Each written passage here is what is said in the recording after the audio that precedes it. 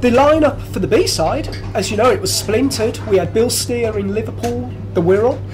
We had Lee in Coventry, and the two nearest from Kings Norton would have been me and Jim.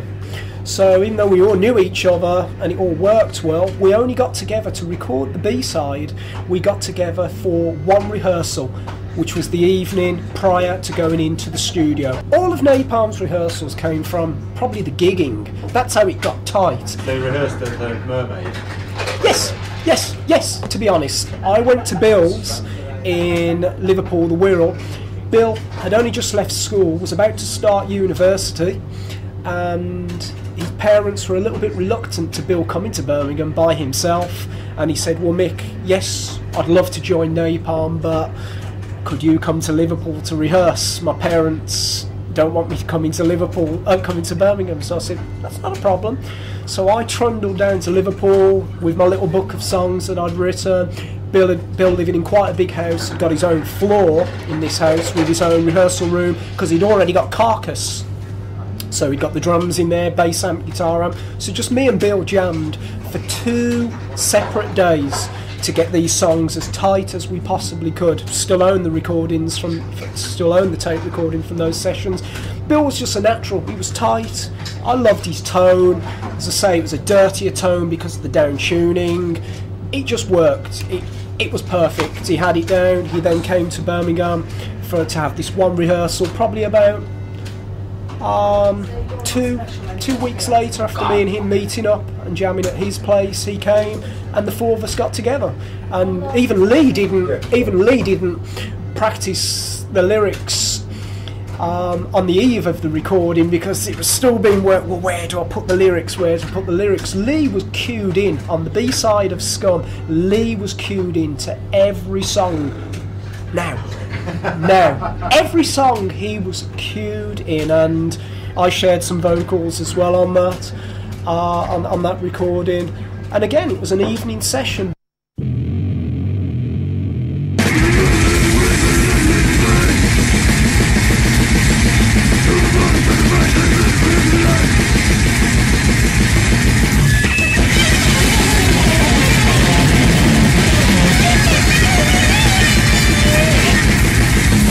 That's the sound that we got from that session. Both recorded very quickly, very cheaply. Both recorded in 8-hour evening sessions and mixed in those in 8 hours. What, both sides? Both sides. 16 hours. 16 hours in total. So the A side was, what you'd get was an evening special rate, and that was recording at night from 8 o'clock at night. Sorry, they were 12-hour sessions. No, they were 8-hour sessions, sorry. Starting at midnight till 8 o'clock, 8 AM in the morning, and you got a reduced rate if you came in. So that's how the sessions work. So I believe it was £120 for each recording, and really? We just went in, mic'd up, got the best sound that we could, headphones on, 1, 2, 3, 4, tape rolling, put it down. It was always live mic'd. We used the 8-track recording for both the A and the B side of Scum, as I mentioned, with an engineer that was good at separation as far as we was concerned. He dealt with punk bands, thrash bands. We chose Rich Bitch because Sacrilege had recorded there, who were a Birmingham band, a Midlands band, on a different label to Napalm, but they had a very heavy guitar sound. I think Justin wanted definitely a heavy guitar sound for the A side, and he even borrowed Damien, the guitarist of Sacrilege's MXR original distortion pedal. It had a specific tone to it. I can't even think what distortion pedal Justin owned prior to going into the studio, but for him the MXR was the pedal that he wanted. And I'll be honest, I would say the guitar tone on the A side of Scum is definitely better than the tone on the B side, but as I mentioned earlier, 2 different recordings, 2 different guitarings. The A side, I don't know too much about tunings of guitars, but let's say the A side is normal, what we'd call concert pitch. If that's the right term. The B side with Bill Steer, and the way Bill Steer tuned his guitar, Bill tuned his guitar 2 below concert pitch. Strings a lot looser, heavier gauge strings.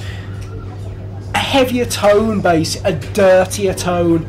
That was Bill's sound. He had this heavier, and I didn't ask for this, even though I'd written all of the B-side songs and presented Bill with my form of tablature, the way I had written these songs. Bill had a totally different tone to Justin. It was heavier, but we didn't quite get the cleanness with the B-side. It's a real muffled, dirty recording, the B-side is for Scum.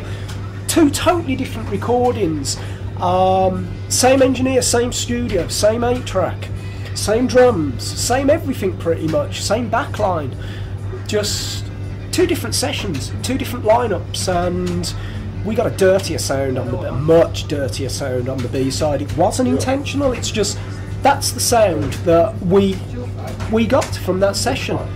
Both recorded very quickly, very cheaply, both recorded in 8-hour evening sessions. I think if you wanted to really differentiate between sides A and B, and I don't think it's fair to do so because there was a cohesion, side A is definitely more punk, side B is definitely more metal, and it's one of the reasons why the likes of Nick Bullen, who founded the band, left before side B was recorded, because they were moving towards a more metal direction. So if you want to take a cut-off, yes, side A is definitely much more from the anarcho-punk roots. Side B was moving much more into metal and getting influenced by a lot of what was going on in the really underground scene at the time. However, I don't think it's fair to split them like that. I think they're part of a cohesive work. And one of the fascinating things is that it does actually come across so well, spanning between the two. You don't put side A on and hear something radically different to side B. Side A continued into side B, and it was a natural evolution.